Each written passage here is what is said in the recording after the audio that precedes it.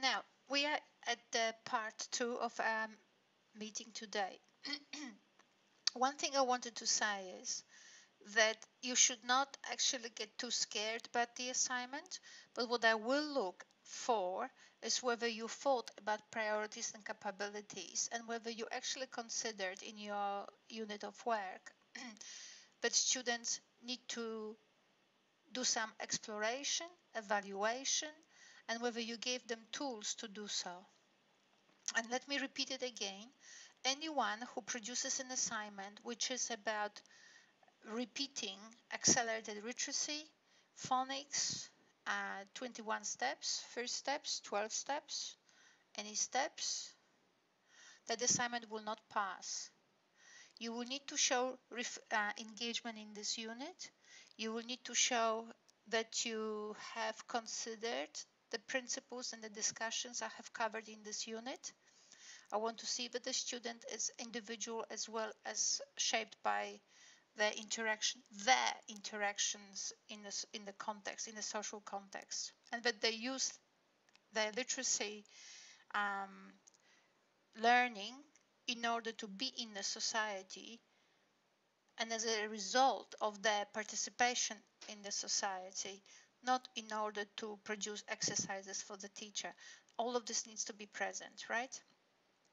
So there, I've got my penguins here to make sure that we're talking about students actually being people and having their own voices.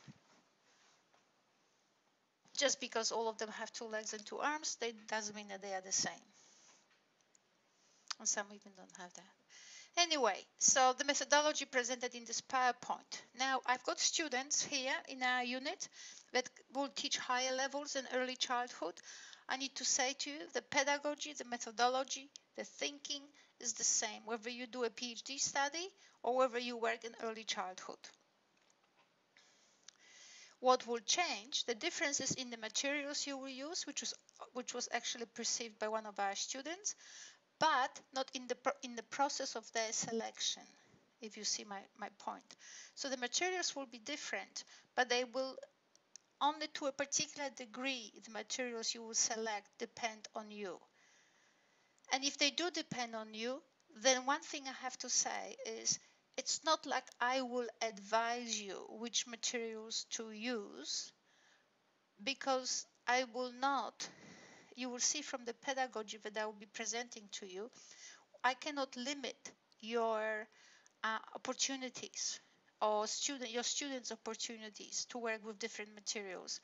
But what does make a difference is when the teacher, you know it yourselves, the teacher needs to actually know their job, right? And it's not about just teaching, but also knowing the things, the skills they want actually to introduce students to.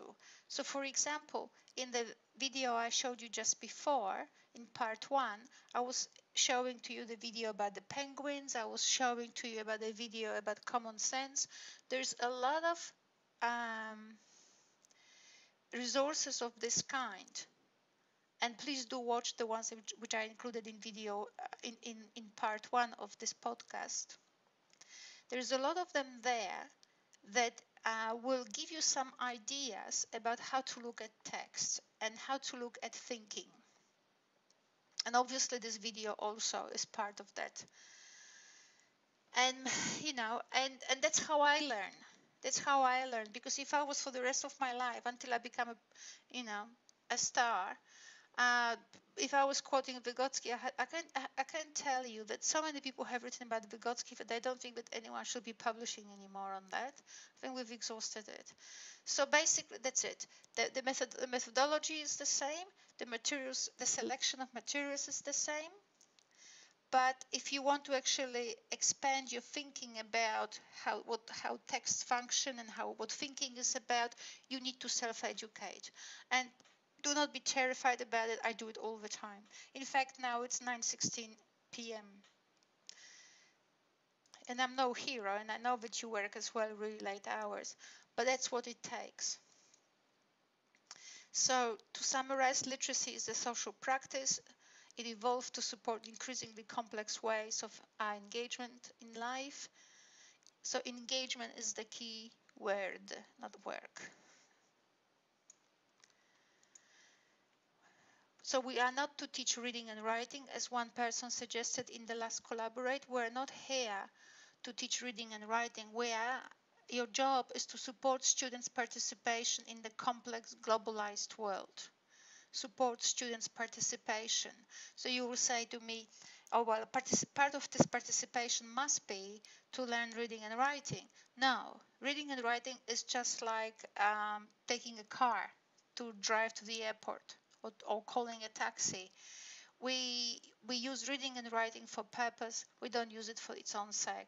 I covered that in part 1 of this podcast, so I'm not going to go there.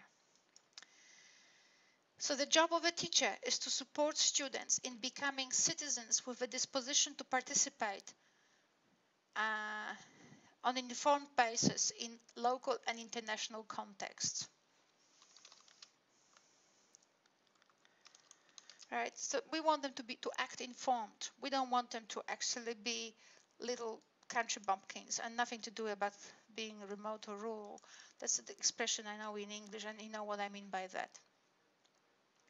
We want students who are able, not myopic. We don't want students who have limited perspective on what they are and other people are, and how to be with those people, which is exactly what capabilities are talking about. And that's why priorities tell us just get out from the classroom, have a look, there's Asia, there's indigenous people, there's so much variety. And there are sustainability considerations, community orientation is important. It is all there. So what experiences do we need to provide? Because it's a PowerPoint that I will send to you, I have kept that slide from the last session we had. So basically what I said, if students actually, if the needs, literacy needs arise from students' interaction with people, or we need to, or may not arise because students may not actually be aware that they need to use some literacy skills in order to actually be increasingly effective or do things better. What we need to do as teachers actually help students to better understand the context of their participation. Not reading and writing, the context of their participation. Because once they understand the context, they will say, oh my God, and I used to do this other thing. Or, oh my God, had I known this, I would have saved so much time myself, right? You see it. So once you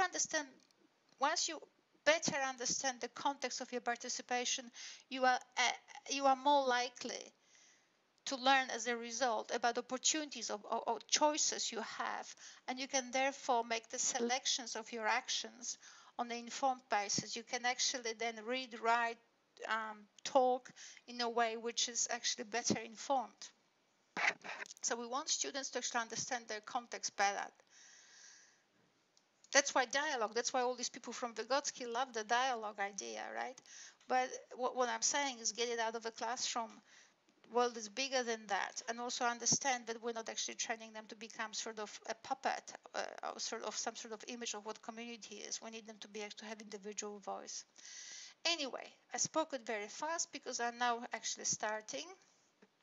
So on the basis of this paper that you have, I drew this unit of work, how to actually organize a unit of work. So you have 3 phases. You have engagement, because as you know, literacy needs arise through one's participation, one's engagement in society with people, right? When you're with people, you realize that birthday does matter. So you either have a birthday party or you send someone a birthday card, all of that, right? So all these needs arise from your participation and from your better understanding of the context in which you participate. It's really difficult for Polish people, for example. We don't celebrate birthdays. So when I came to Australia, I mean, I've been here for 30 years, and the idea of a birthday is still kind of foreign to me in a sense. It's amazing, isn't it? Maybe because I grew older. Either way, in Poland, we don't celebrate birthdays, so it's very hard for me to remember someone's birthday and be really happy about it. Like, I do perform the actions, but I don't feel it because we didn't do that, and it's not in my bones, so to speak. But for someone else, birthday, natural thing. I've done it since I was 1. Right? So engagement. So we want students to be engaged. Then we want them to explore the context of that engagement. And we want them to explore it in a way that they actually feel that they can understand, and they can understand, right? So there's achievement, achievement, achievement. So it's an exploration done in a way that it empowers people. I can do this, right? So you will see throughout this PowerPoint, I am not religious about it, but I try to actually more or less challenge all my students. The moment you want to walk into the classroom and read out the text to your students, I will tell you, please don't do that, or at least not in this assignment 2 for me. Because I am not saying the situation will never happen in your classroom, and I'm not saying that you will never ever read the book to students. You probably will. I don't know. I wouldn't. But what I'm asking you is to now, for the purpose of this assignment, stretch yourselves, think of tools and resources you could use to do more than just reading to your students. Because, as we mentioned in our last Collaborate last week, or on Friday, wasn't that long ago, the problem is that reading to children is not necessarily, that activity doesn't necessarily translate into a need to participate to engage literacy tools in students, right? I mean, when you read to children don't necessarily say, oh my God, now I want to write it myself. Some children will, but many will just, okay, I heard the story and now I can do and play with ball or something, right? So when you read to children, it doesn't translate into literacy experience. It's just it was lovely, thank you.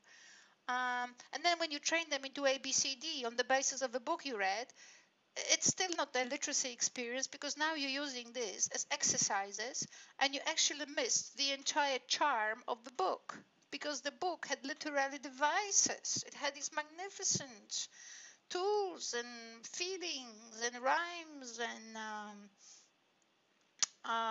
aesthetic moves that we just miss because we're so concerned that the child can find the word lion in the text, right? There are problems with it. So very often that idea of the grandmother reading the story to the children has actually comes from old ages and actually has nothing to do with literacy. So we've got these 3 phases. So when children then explore in an empowered way, what happens then? Questions arise. Oh my God, I want to do something. Or if they don't arise because, sometimes energies are not there, or maybe you can actually then start asking them questions here. But you don't start in the exploration phase going like, tell me, tell me, tell me, right? And they all are dying because they just got up. And here we could actually engage in a discussion in an evaluation phase. You wanted a dialogue? Well, here it is. Evaluation. So you had some evaluation here in the beginning, in the exploration, but they were exploring and checking things and so on. But now they can actually think about it. And they might actually, what might actually eventuate, they might actually see a need for actually following up their explorations and doing something. Right? So we went somewhere, we saw something, we might actually want to respond. And what you do with students, then through these summarizing questions, they actually come up with a story of what happened during this phase 1. And then you might actually identify with them a project, its purpose, and then its objectives. And you will see that when you identify project's objectives, what happens, you can actually align them beautifully with capabilities. So your project objectives and do not actually come out from lower level outcomes in the curriculum. Those will be fixed somewhere else. where your project objectives of your students actually are pitched is basically at the capabilities. Isn't it interesting? So let us go slowly through this, right? So I want you to read this text for yourselves in these two. I'm not going to read it. But basically, so the aim of the activities in the engagement stage is to stimulate students' exploration of their social participation and their curiosity. Or maybe I just added it just recently, so maybe I was wrong. Okay, so the aim of the activities in the engagement stage is to stimulate students' explorations and curiosity. Right? We want students to actually engage in the world and start snooping and having a look and start making sense out of these things that they see. Okay, there are 5,000 ways of engaging students, but I would not bet my money on that. Maybe there are only 3 or 4, I don't know. I don't know them all. I'll just talk about a few. I'll just mention a couple here. So one of them that I have put in the publication with Amy Cash, what we did, we designed a puzzle. So you've got and this is about friendship, everything about friendship, right? So friendship, but each of those squares contains a series of different puzzles and activities. So the students explore, and you can see that we have put different symbols there, because remember that with the capabilities, you need to actually engage other cultures and other people. You have to actually reflect through your symbols the world. It doesn't matter that you might not have a single Vietnamese student in your classroom, you may not have any indigenous person, you may have all just happen to be, you know, Anglo-Saxon children. It doesn't matter. The world is not one way, because they will have to travel, they will have to move, they will have to be with different people. Anyway, so what we included here, this is, I'm just saying that because a lot of my students don't know, that circle is actually indigenous symbol for gathering, for a meeting. And then we put this, the penguins. Actually, the penguins, we put it so long ago, but today's penguins and these penguins are coincidental. Anyway, so we've got these emu things. I wanted to actually use I think that this is not that tracks that indigenous people use to symbolize emu. I think emus is just basically a kind of triangle, a kind of vector or triangle without having the base. I think it's for emu. Anyway, you can do whatever. And then we have also the Asian text. It is very important. I cannot stress to you enough that you cannot, but it is so good for the brain. It's from actually a book on neuroplasticity. It's called The Brain That Changes Itself, right? You can just, and it's online. It used to be available online, the copy. Anyway, so there they talk about actually people who have problems with brain, what they do, they send them to this Aerosmith school in Canada. And one of the things they do actually is teach children who have problems with perception to use different forms of alphabet. But it's not like if you're teaching English alphabet, you shouldn't be using Polish alphabet because it's the same alphabet, right? It's just different words. What you really want to do is to use a completely different alphabet. So the Thai alphabet, Urdu alphabet, that for me they look the same. You use different types of Asian alphabets. At the same time, they learn actually the meaning of those words, and they learn another language at the same time. It is good for them. The idea that monolingualism is healthy or it's natural, it's a nonsense. This is just a very new invention, and it only functions probably in Australia or in the UK. I mean, people say in Belgium, you might not know, but in Belgium, you don't get a job unless you actually speak 3 languages fluently. So there you go. Anyway, so we did that. And students could click on any of those icons and engage in those exploratory activities. It could be games, it could be videos with activities, could be anything. And then it just, you create an avalanche of a world that students can do as groups or individually or as a whole class. And there you go. And then you can actually engage them in it. So exploratory activities would actually engage them in some thinking, but then you do a summary in a stage 2, and then you devise the project. Okay. So that's one way. There's another way you can engage students, which is what I suggested for our thing here today. I actually just clicked on one of them, say with the students, and we did the whole unit about just one. So and another thing I did, I mean, nothing stops you from coming to the class. Oh, I did this here, did I? Maybe it will come up here. Let's have a look. So you go to Google Maps and you look at Darwin. And you can use Avatar. I've shown you how Avatar works. Okay, so you go to Darwin, then you expand it as much as possible until you get, then you see your own school, right? So look at that. See more? Oh, they read the map. I've got exercises, units of work created also somewhere where students actually create interactive maps of their school for the visitors when they want to come. So then they put it up somewhere in a city hall or council or library, or so you can do that too. See, coming closer, closer. We're moving towards, I think, perhaps school. I'll just close it here, so it's more. Okay, and you can actually connect with the sister school. So what we connected was Darwin with Tokyo. Okay, what else do I have here? I'm just going faster. Isn't it love? Oh, sorry. Kids love it. Oh my God. Oh my God, I live here and you live there. This is our sister school right there, and we're on Skype together and we can see all the water between us.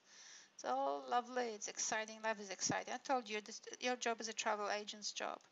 So basically we go closer, and then I have this other unit of work I created where basically, I'm not sure if I have given to you or not. I'm sure I have, but I'm not sure anymore. So that unit of work, you basically, like you have a map of school, and then you might actually take a few houses and then you click on different things, whether it's people or a home or something, and you attach games into it so they explore community. So cheap games, free online games, instead of children doing them decontextualized, they can actually use them to explore the community. But anyway, this is just by the by. So these are different engagements. So as children explore the community, they find out that there are maybe people living here, and we could explore that particular community living, say, for argument's sake, here. Or they can find out that there's an HQ center and the people have a coffee there and like that.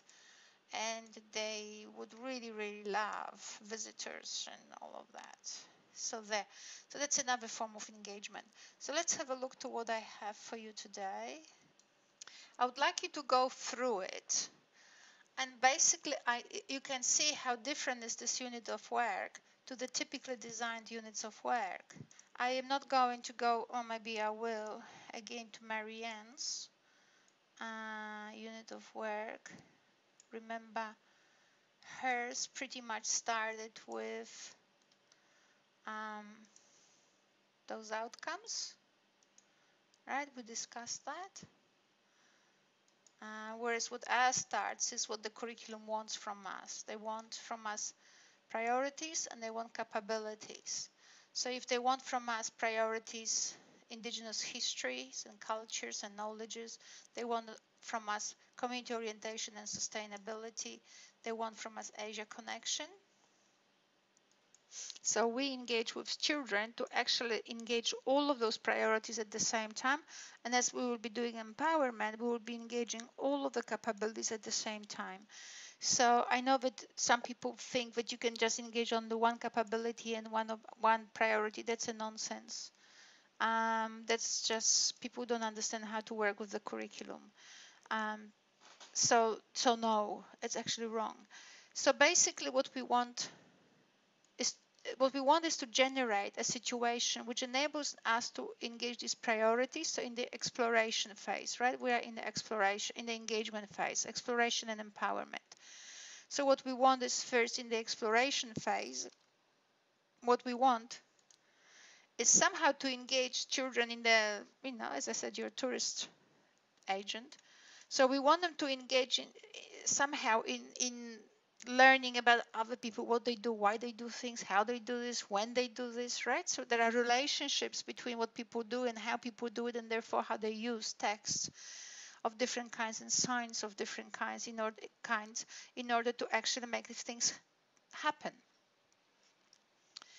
So what did I write here? Exploration, forms of engagement, enabling the students to express what interests. Okay, so this is a way of engaging students. It's a form of so invent a form. Invent for yourselves. Invent suggests a form of engagement, enabling the student to express what interests them. Right, so they can actually, you have 8 o'clock class or 8:30. They come in, they're happy, and so on. We can talk what we've done recently, what they have been doing, reading, best books, whatever is happening in their lives, right? We want to actually engage their context, and they will be, they will be telling you because they're lovely. People are lovely. Children are lovely. And then, of course, as I said, the teachers, they tell you about themselves. You really get into an overload, because you can ask them how many children we have in the class, and they will count it for you, and then you say, so we're doing these things. How am I going to remember all of that? How am I going to record it? How can I record it? Well, they're smart enough to tell you most of the time that you can actually write it on the whiteboard. And you will ask them how, and they will tell you how. How can we record all these activities? And they will come up with 5,000 different ideas how you could actually record all the stories on the whiteboard. And I would love to be there because it's amazing what kids come up with. But what I would be interested now is that what you do, you now move into the next thing. It is to expand. So first of all, they told you how. So they have an image how they would actually organize things, right? So it's all on the whiteboard. You've done it their way, and it's all on the whiteboard that looks, I don't know, colorful for sure. And then you actually show them how other people organize information, how they store information, how they organize information. And when you actually think for 1 second, as I did for the purpose of this podcast, it is amazing that people store information in a multitude of ways. Some of them it's through oral transmission, right? We actually, for thousands or millions of years, we were telling each other, do this, telling each other. That was the oral transmission. And then by use of symbols, so we used different, ways of actually writing and noting things and organizing things in the terrain to make sure that we actually had particular icons in the terrain that would remind us about the rituals that kept us actually human. And now this is a move that is very different, that is done normally in schools and normally by you are taught. It's okay, but that's why for me, you will never hear from me that the curriculum is overloaded, because I actually work with the curriculum in order to actually generate tools for children to actually explore information. So you will do it too. It's quite nice.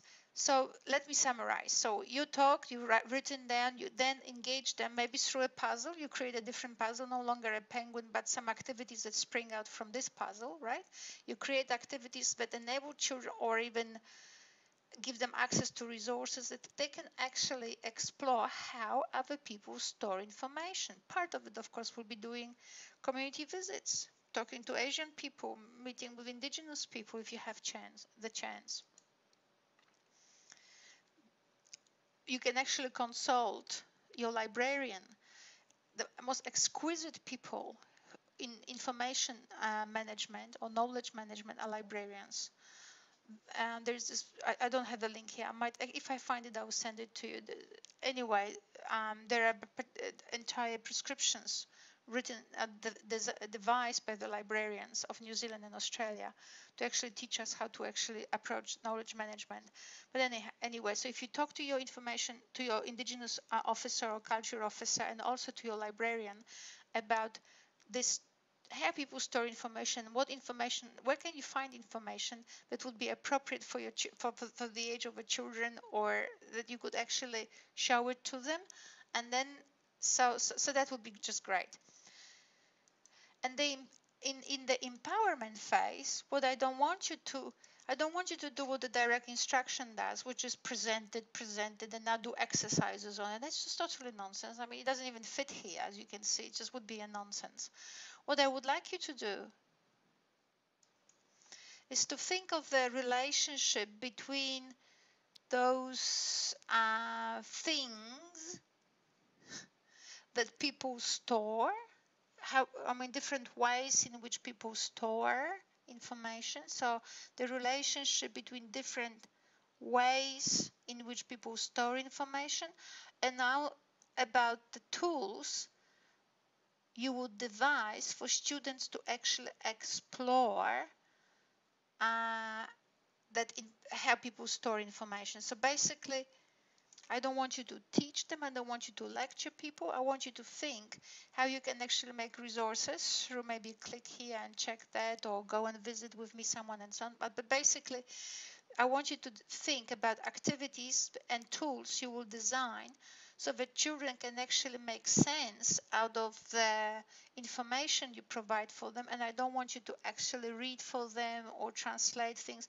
Obviously, they can't read, or many of them won't be able to read. Maybe middle schools will be reading, so you will pitch the level of difficulty somewhere else. But what I would like us to now think is, what tools can I put in place so that students can explore how other people actually organize information, or how information is organized, other than just what we did on the whiteboard.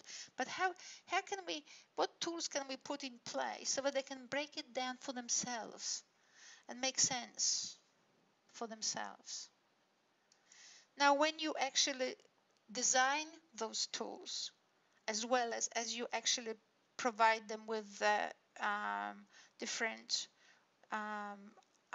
with opportunities to actually see what people do, I want you to think of those things like,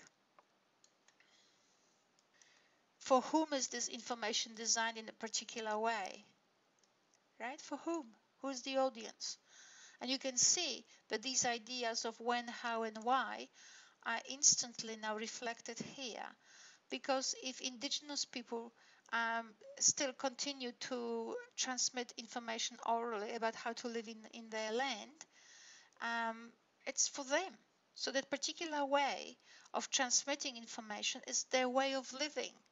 Their day is filled with this particular practice, just like our days are filled with some other practices that we do, and we are not aware of it, but because we do it daily, so do theirs.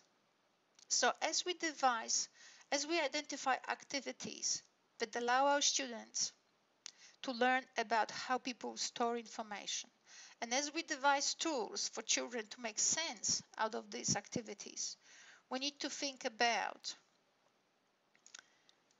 the cultural groups, the audience for whom this information is stored, for whom this practice exists, who owns the information, and what kind of a society it actually validates, right?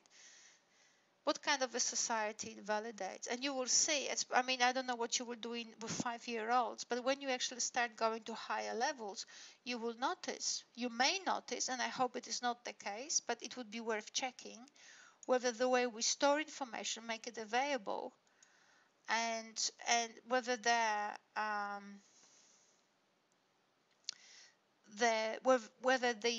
whether there's a conflict between who owns the information, for whom it is devised, and what kind of a society, and the ways in which we organize information, what kind of a society it actually reflects. In other words, are the ways in which we organize information, are these ways inclusive? And you know what? You will never.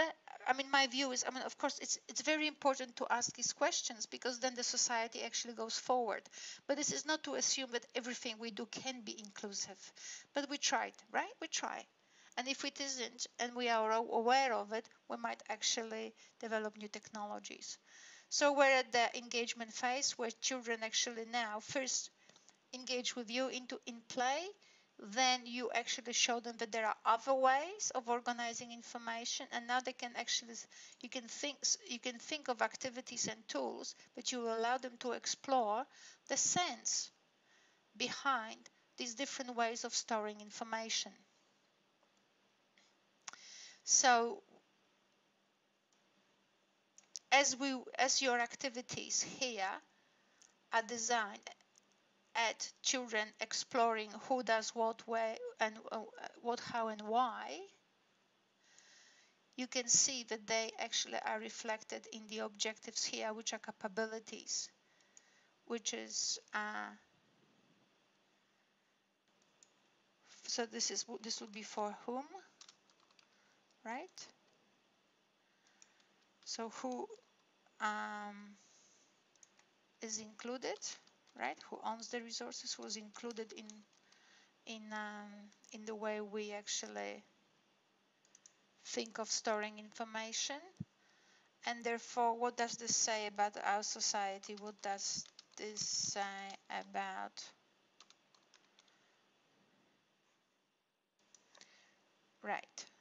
our society, question mark. Okay, so now what I would like you to do is, when you think of what, and it's gonna be, it is a work. It's not something that you can actually create overnight, right?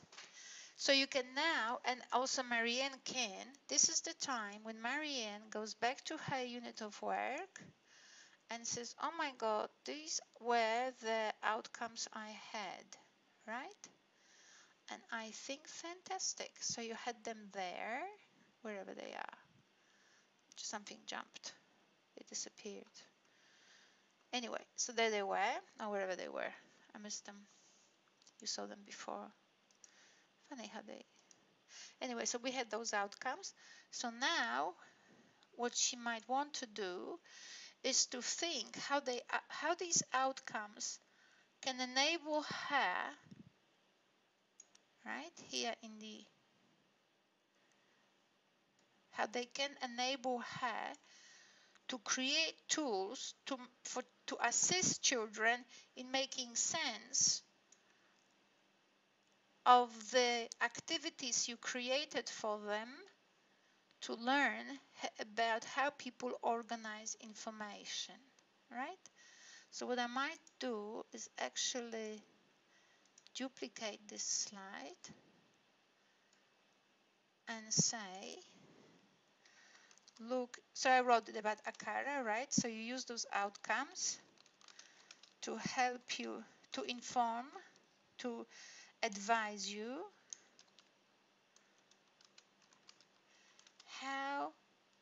what kinds of tools you can create for students to make sense out of the activities you created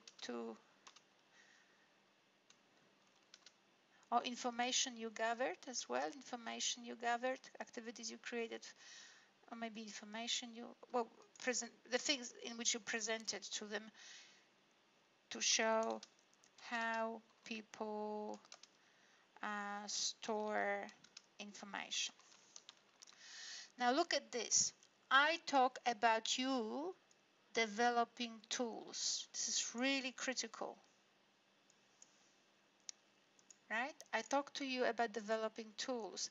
And the difference between me and Vygotsky is that for Vygotsky there was only one tool. It's language, right? Through language. You always talk through language. Everything is done through language. But what I am saying, we are multisensory. We see, we don't see in one way. We don't take a picture. We don't see. We have multisensory perception. And also when we hear and when we see, we don't see. Information goes into the brain. We don't see and we don't hear. Goes into the brain, does a bit of grinding there, then comes into your eye or into your ear, and you have a perception of seeing or of hearing after the process of interpretation has already occurred. right? So we're multisensory, and I'm happy for Vygotsky not having known that, but we cannot in the 21st century continue thinking that language is everything, right? So for Vygotsky, language was the tool for sense making, whereas what I'm saying is, no, we need to actually, language is not a tool for, the brain is the tool, and the brain needs help because the brain actually collects information in a multitude of ways through a number of sensory systems, and it does it through infinite combinations of them in order to actually help itself, and it does it in relation to your past. So you can see that's the difference between me and Vygotsky. He has one tool, and what I say, we are tool makers, and we need to now develop tools for children to actually break the information down for themselves so that their brain can now play in a way that actually reduces the processing load for them, not you for them through language, but through tools. Through the tools you create and make them available to them, they actually reduce their own processing load. They are in control. Right? That's a big difference. So what I will be showing you now, examples of tools. Now, not all of them are, I can't include in this video all of them, but I'll just give you enough so that you actually have something to work with. So here are examples. Now, you can see that when you work with little children, whether they pre-literate or in middle school or high school, you will see that you can actually, some of the examples I'm showing here, you can actually use with them too, except that you will use them differently because you work with information with them differently. So here we go. We have there's a PowerPoint here. I want you to have a look at it. It was created by a student of mine. I think this resource is also linked as in one of the modules. Have a look at the slide 8 and 9. Knowing you will be checking what she wrote for my assignment with me, but please check assignment 8 and 9, I mean slides 8 and 9, and she using animation capacities of the PowerPoint, she actually created a tool to help students to make sense. I will just see whether I can make it possible for you to see. Unfortunately, it's a bit weird.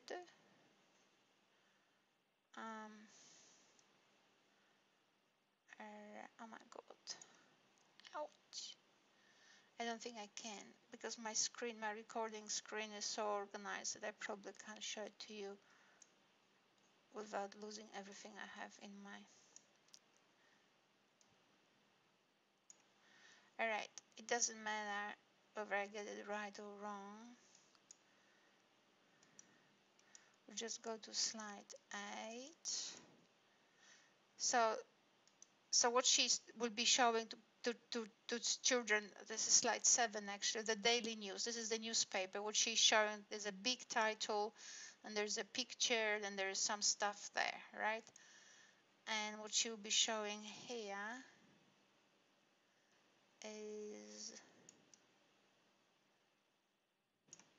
the scientific report looks differently, right? It has a lot of text, maybe a table, so you can already see that they're different. Scientific report has a different structure. So we store information using different types of texts, right? So we store information, different type of information, and also at different times. So newspaper comes out daily, magazines might come out every month, and they daily come out so they can actually afford having these big photos and all of that. Scientific reports do not come out daily. They basically sort of the thing that adults do, and that's where they do all the science, and then they report the results, and kids love hearing that. But look what she did. This is really nice. It's not going to come out really well on... Okay. It's not coming. Okay. I can't do it. You have to do it yourself. So what she does with animation, she points people to... You see? So the title now come up. So the title, she says title, and here's the title. And she will say subtitle, and here's the subtitle. And she will say headings, and the headings are, and so on. So she will make a comparison between the one and the other. Please have a look. I cannot do the gymnastics here anymore. So she compares those. Uh, Information storage. I mean, I put the parliament, and I just found the parliament in some country in Asia, I think, or India. But basically, I put it there because if we think of oral transmission in the Aboriginal um, uh, people, with Aboriginal people, actually it happens with us too. We still transmit information orally too, right?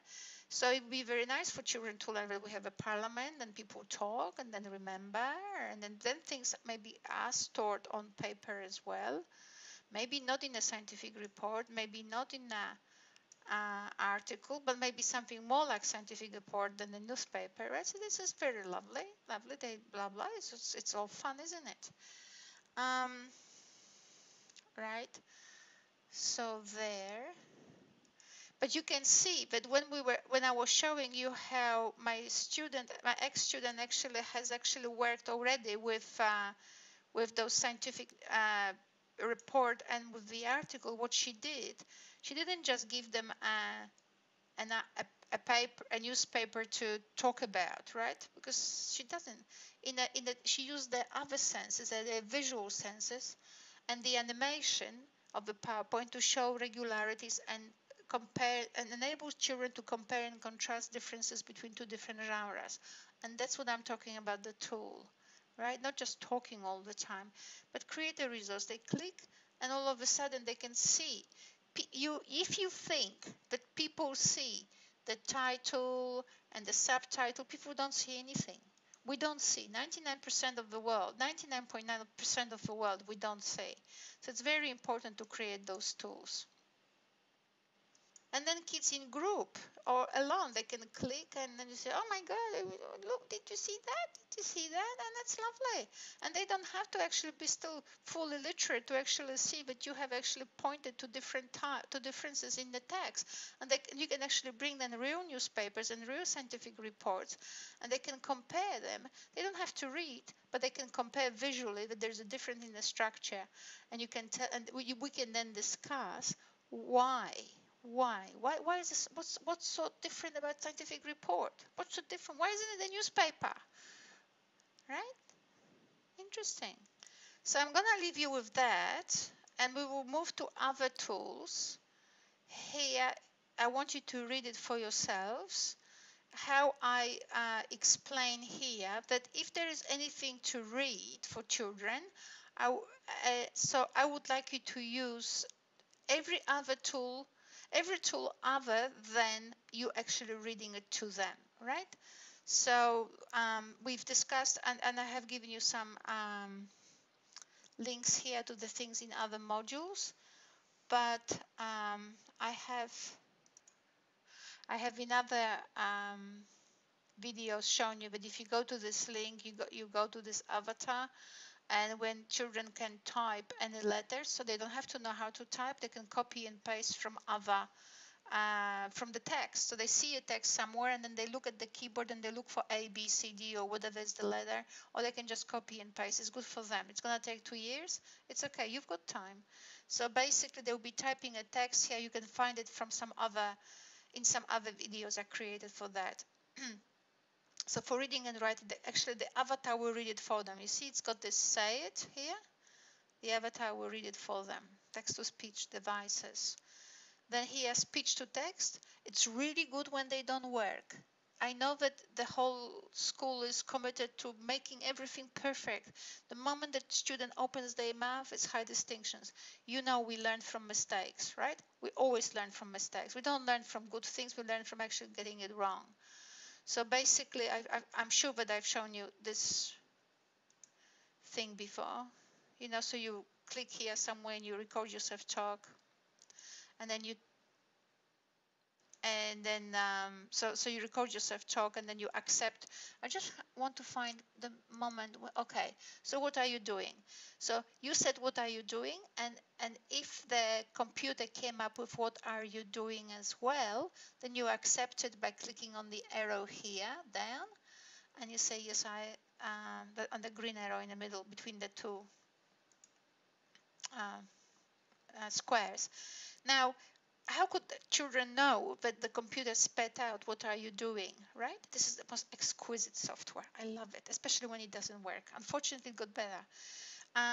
Because what are you doing? What are you doing? What are you doing? How do you check whether you got it right when you can't speak? Well, when you can't write, you can say, what are you doing, right? How many words? 1, 2, 3, 4, right? They can learn. Oh my God, is it 4 words? Blah, blah, blah, blah. And what can they do also? They can copy whatever the computer spat out. What are you doing? And they can put it back into the avatar and check. Is this what we said? Is this what we said? And you can just do that. Then, and this is a similar thing, but it actually reads to you a text. So you can actually, you know how you always want to buy those books, those beautiful books with all the fishes and all the colors and all of that. That's lovely. But you can sometimes actually take a text from online or type it here into a text-to-speech, and children can. You can make it available for them, and the computer will read the text for them. Oh my God, this is so much more fun than getting the thing on this beautiful cover of this beautiful book, right? You save money, and kids actually are empowered because the text is actually put in there. I don't think I have a video here. And basically the automatic reader reads it for them. And because the automatic reader reads funny, unless you pay more for, I think you can buy software of that kind for, it's now cheaper now. But anyway, it's fun. Then you have this one as well. So, did I do that? Okay, let's have a look. Okay, so you can actually, kids can play with that. This is another tool for reading. Then this one. Oh my God, I hope I can. Okay. Okay, so children recorded themselves. So that's not the one I wanted to show you. What about this? Oh, okay, I know what I wanted to show you here. I forgot, but I don't think I can. It's a no, it won't. You can synchronize the children's reading with actually text coming up on the left, but it's not coming up on the left because the computer is not working. The computer is not working together with, so this software here on this PowerPoint I'm sending to you has this function that you can record the text. You will see it as you play. The text is built up from the left to right. So as you actually read it, or I mean, as the recording reads it, those words appear gradually from left to right. So the children first see O-N-E, one day. That's how it comes out, and the voice is reading it. That's quite lovely because it teaches children to read from left to right. Right, so that's fine. So what else do I have for you here? So those, and read about those I've written here about. Please read all of that. Then this is the PowerPoint. Now this is the one about the kangaroo and the lion. I've given you those. I will attach with this PowerPoint, I will reattach those files where I am trying to make you learn about relating the structure of text, which is setting of the focus, disturbance, dialogue. Trust me, if your children learn to do it with fairy tales, it's the same methodology for presentations. You know how you have to teach children presentation skills and oral skills, and you have to teach children to actually structure text well. It's the same structure for PhD, it's the same structure for presentation, it's the same structure for fairy tale. So if you start actually working with children when they actually analyze particular text, you actually will work with them by actually exploring how they feel about the text. Did they feel about this text right from the beginning, or in the beginning it felt better?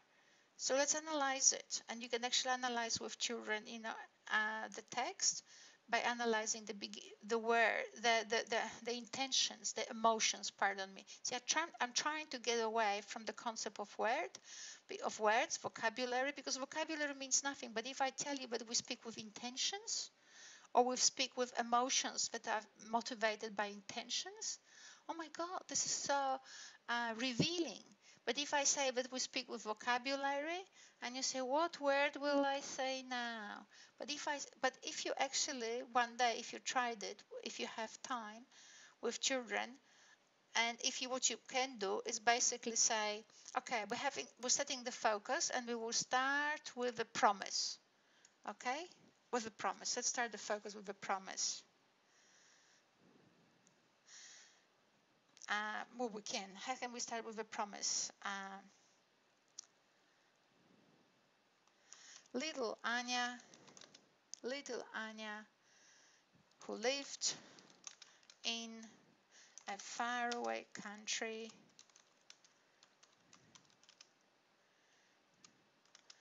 always knew one day she not always knew, because if I say that I always knew that, then it's an emotion of hope, right? So we would have to put it here, but it's a promise.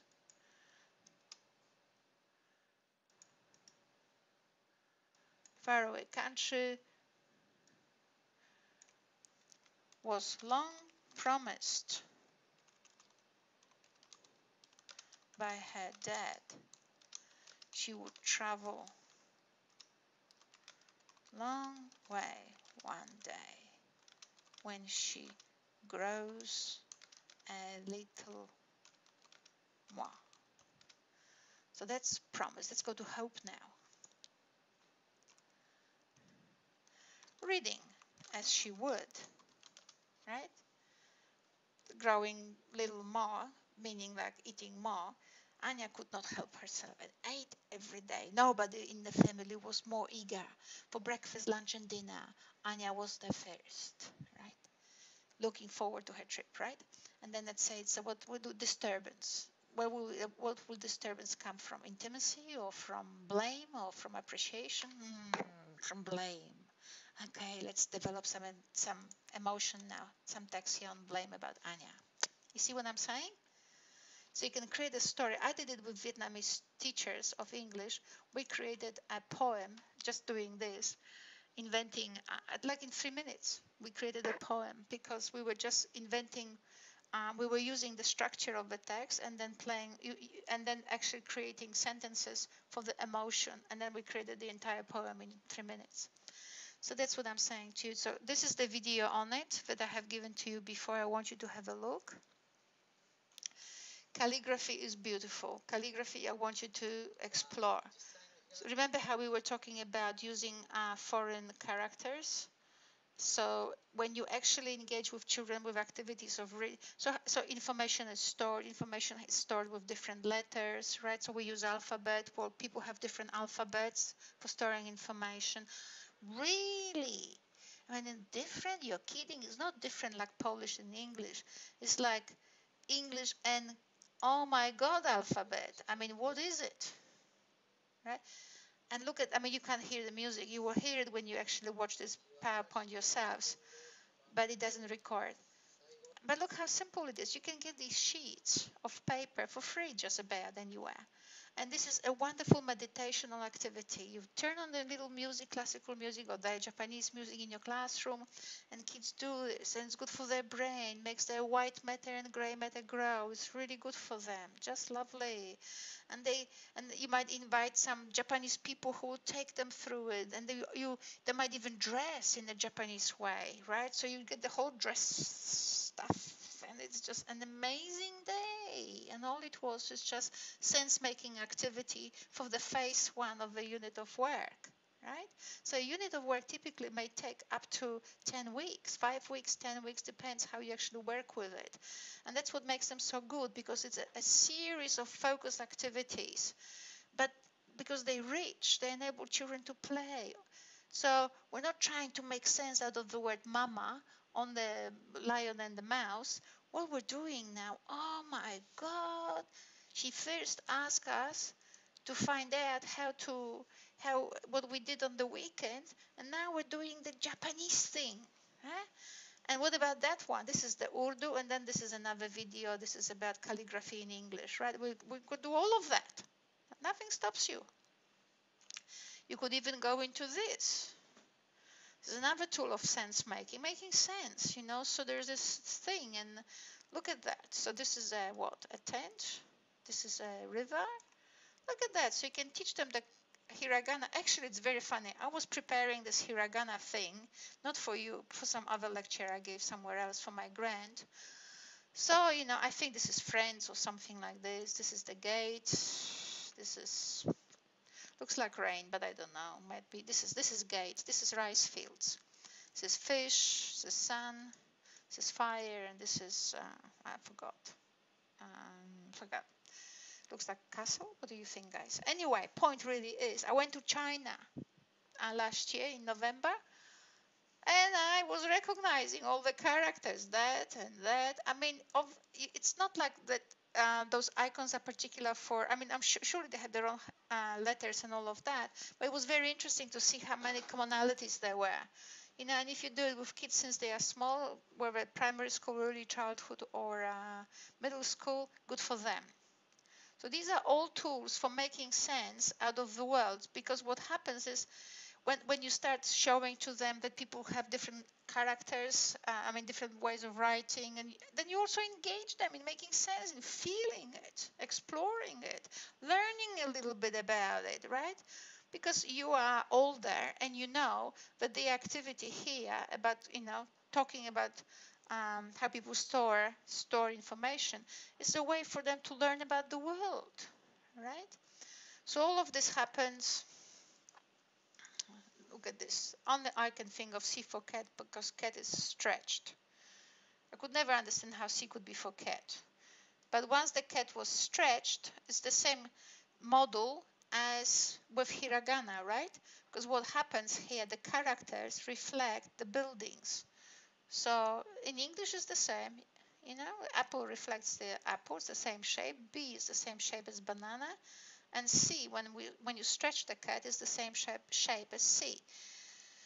So, and then you can take them through, the world exploratory things. This is the Japan. We have a sister city. We could talk about them. We could ask them how they have library and how it looks like, and how their books look like, and how do they write. And we could even have a look at them. You don't have to anymore for here, but you can actually do some printed shirts with them. You could do that. You could do that. You could do some shirts for your friend in English and in Japanese for your sister city school if you had one. So you can see what I'm talking about is building a big world, opening this big world, and for students, and giving them tools and exercises and activities that enable them to play within this world, to make sense out of it, and to have fun with it, and develop emotional relationships with the explorations they do in your school. The problem I often have with schools is that, like, you have this little baby, it's a miracle, right? And you kiss it and all of that. By the age of 5, you put them in the school, and they're no longer in a miraculous world. Now they're actually in a race. And where are they hurrying? They've got so many years before they actually have to do any of that, if they do it at all. So, just spend time, use those tools for them to play, to explore commonalities, to explore differences. Oh my God, we all have libraries, but we just store. How do you know? Okay, you have all these letters, right? Of things. I don't know what they are in hiragana. How do you know whether this one should be first in the alphabet or this one? How do you know? Questions to ask. Great questions to ask. There's no room for questions like this if you're hurrying through a text of a book. But there's plenty of room to ask for questions like this when you actually want to see what's written in a different country, and why is it any different, and what about, can we write it differently, and all of that. And that's why I'm talking here about compare, contrast, opportunities for children to actually do that. So what is happening now, that students you see at every stage of their working with you, what students do, they always work on a project, right? This is so even the phase one is a project, because the project is to explore how people store information and why differently, and how does it look like, and when, and all of that, right?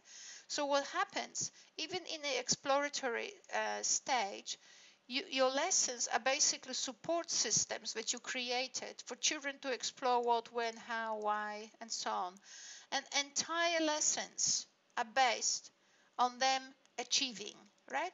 In a typical classroom, what you have achievement is whether you did well on the test or not, or whether the teacher praised you or not. Here, achievement, everything is about achievement. But because what students do continuously, they check. What does this mean? What does this say? Well, how do you do that? What did the avatar do? And, can you type it into the avatar? Did we say the same words as the avatar says? Or where do I have this avatar again for you to relate to? Was it 4 words or 5 words and all of that drama, right? So that's what I'm saying to you. The entire methodology is based on achievement.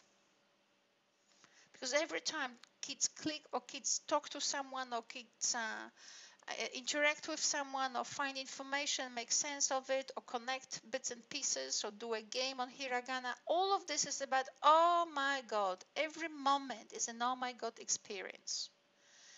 Now I'll show you some things that I'm working with Amy Cash now. This is a bit complicated, but this is not very complicated, right? This is very simple. But I cannot show you fully because I can't record voice on this in the way I would like to. So you wouldn't know what it is. Okay, so when you teach people writing, or when you teach people telling stories, or when you teach people so writing, telling stories, what else is there? Making presentations, all of that. When you teach them everything you need to teach, what people require is to process information.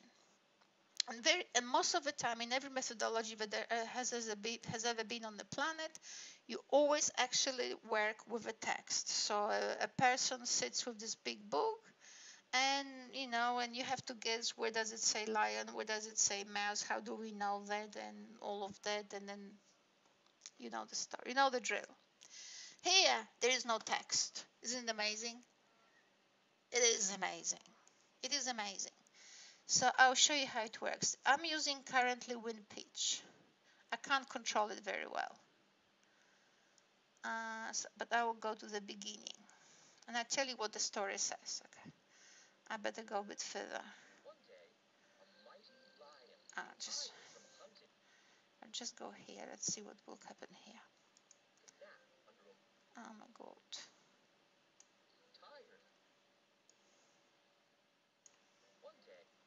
Okay, so do you see this rise at the very top on the left? This is one day. See how it went down? One day. And then I don't know whether I can't draw on it, I think.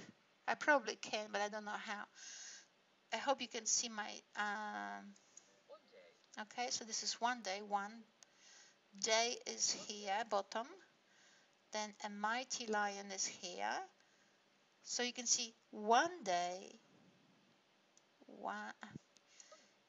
I need you to see that because this is very important. So this is one day, and then mighty is here, lion is here. One day, a mighty lion. And look how it jumps again.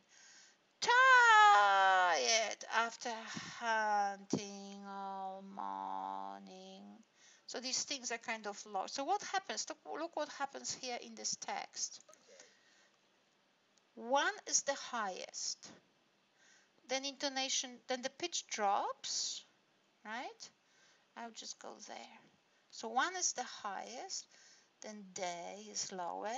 One day a mighty lion is here, and then So you can see that what happens in English, and that's what I'm teaching now, and this is based on neuroscience actually, and I don't know what else I mixed here with it, but basically it.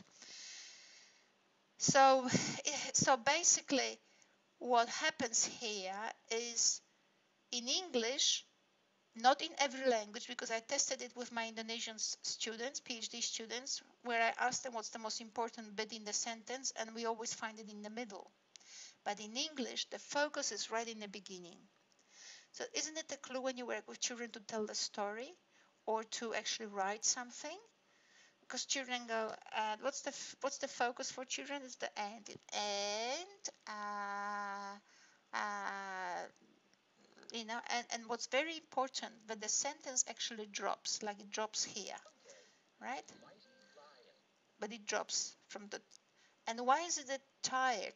The reason why tired went up after, but look at this. Even though it went up, it's lower and lower again. Tired is higher than those bits here because it's a subclause. So the tired went up because it's important, but it's not as important as the one day here, right at the front. Now, who is doing the recording? You'll be. It's actually an ABC recording of the lion story on YouTube. I picked up. It's I could actually show it to you. So it's a video. So this software, which is called WinPitch. WinPitch is free. You can actually find it somewhere on the internet and download it. And even though it says to you, send us an email so that we can actually send you the key to register, that's just only for the author to actually know how many people have downloaded his software. That's because I know him. I paid for him to come here to Darwin to talk at the Play Symposium, Philippe Martin from University of Paris. But anyway, I needed him because before I knew of him, I've done this research with academic writing, but it works also for children's novel, for children's talking and for children's stories and for anything. It just works for. So in English, we start with the highest important thing, and then we drop, and then when it's a subclause, it's tired after hunting all morning. And then he did something, lay down, right? So it's again a bit higher here, but never as high as the tired and never as high as one day.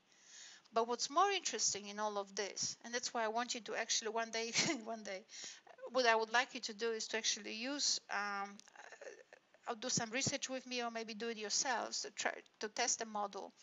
Basically, little children up to probably the age of, I don't know, 12, small children cannot process more than 2 chunks of information, 2 or 3. 3 would be older children.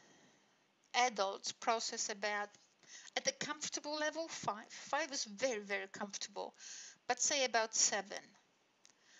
And I have done research on academic writing, and even in adults, excellent writers for adults in academic writing usually give people 5 elements to process. You should give to children 2 or 3. But you know what happened? When the text is musically well constructed, this is one sentence. 1, 2, 3, 4, 5. Look at that. How many? This is one sentence. Look how many prosodic groups. Like for an adult. But that's because the music is there and everything is well constructed. That's why this many. Isn't it interesting? So when you work with children and when you actually want them to tell the story and when you sensitize them, you can actually use WinPitch. And anyway, I'm not going to show you how to use it because I just cannot do it on the screen. But anyway, so when you actually upload a video on it and you just use actually just the voice, because you don't have to change any files here, the genius created it. So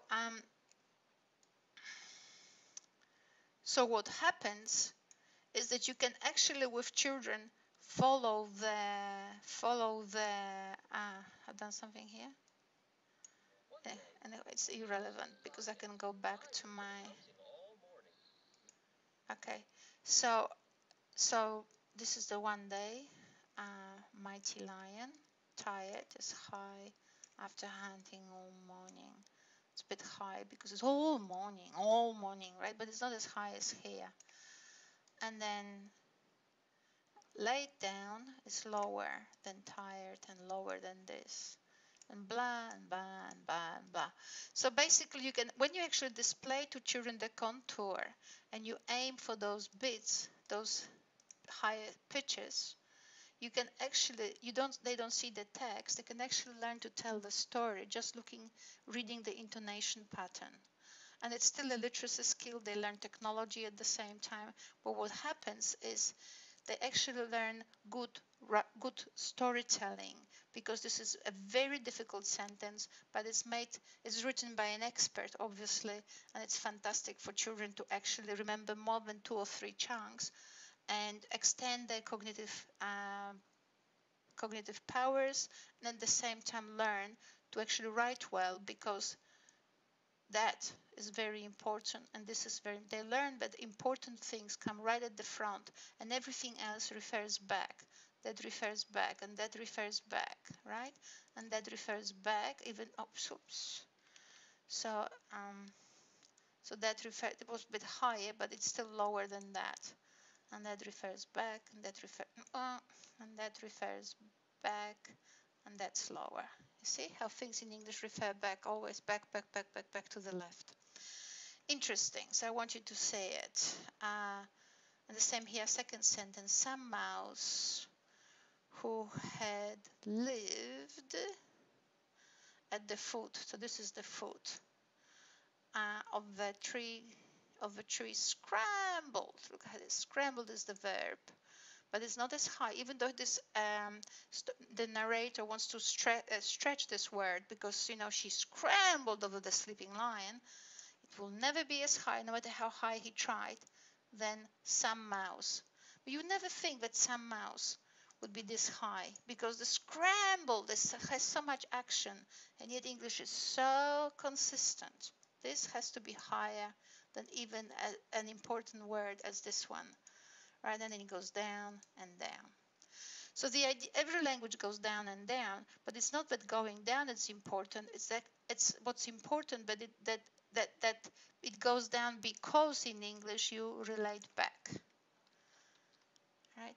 And working with actually children doing storytelling, not by looking at the text, which actually it's just overloading them, but learning to actually look at the intonation patterns and say, some mouse, so this here, this is some mouse is here, then that lift is here at the foot of a tree, quite high, foot of a tree, this narrator is saying, but never as high as some mouse. And kids, but just by reading the contour here, they can actually learn to speak, to talk the story. Anyway, what I would like you to do, to go through the reading of this, and what you will find out, that what the model is, that once you actually, through these questions that I have put up here for you, you take children to the point that you actually summarize the findings of their explorations, and then you take them into the stage where they can actually identify their project and its objectives. What they then do is basically, I think I can just remove. Okay, so basically that in order to complete the project, that they actually go through the same system that we have covered. So engagement stage and going through the project itself. So engagement stage actually introduces them to the context of participation. They explore with your tools the context, and they make sense out of it, and then you can talk to them about it. So what was there? And all these questions refer back to the capabilities.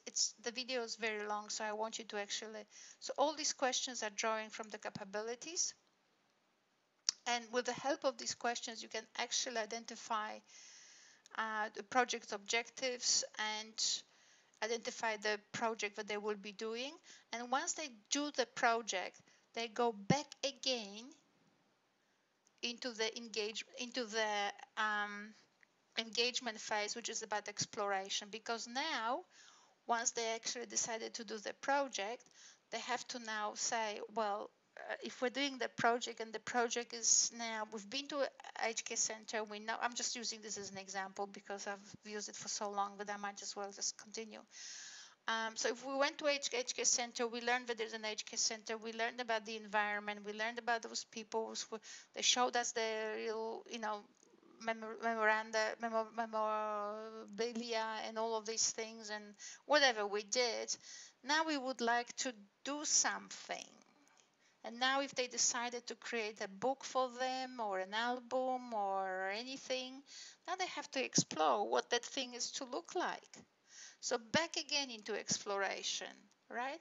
Back again into you devising tools that they would have to actually explore in order to make sense of the exploration of what it means to create an audiobook or what it means to create a little album for them or a little evening. Well, who is the audiences? And then what you would say to yourself, so maybe the audiences, maybe they all are Anglo-Saxon people or not, but even if they don't have the entire continent in that, or the entire globe in that HK Center, maybe we should actually create a multicultural sort of event. And then you engage into the classroom people from different communities, and they help you create invitations, they help you understand something about the writing or whatever an event, whatever particularities might be necessary for the event. So basically what I'm saying, the same structure that we had done, that we had for the to engage children in order for them to formulate the project. Once they go through the project, is exactly the same structure, and they come out with the project, and there it is. So basically this structure is done twice. First, in order to formulate the project, so it's an exploratory engagement of children to formulate the project, and then they do this structure again when they actually go through activities to do a project. Because formulating project requires particular exploration, but then doing a project requires new explorations, because once you decided what to do, then you need to find out how to do that, right? It's not very simple. And I understand this is very new because we want to do things very fast and go from one project to the next, but that doesn't generate long-term learning. Anyway, I have to finish because my system is dying. So anyway, please read it, read through it, and we will take it from there. Now, I don't expect that you create a unit of work for the entire 10 weeks or so. You only have to create 5 lessons. So you might actually just focus on the exploration, empowerment, and maybe just some few words about how you would help students to actually summarize and generate a project. So that could be actually a summary of your, I'm just going to move this a little bit. So once you actually illustrate to me how you would help children in that engagement phase, and then maybe as the final lesson, you could actually tell me how you would engage, or just at the end, you could somehow show me how you would engage students in actually summarizing their findings of their explorations and identify a project using the guidelines in this PowerPoint. Okay, thank you for now. We will see how we go with this. Okay, thank you.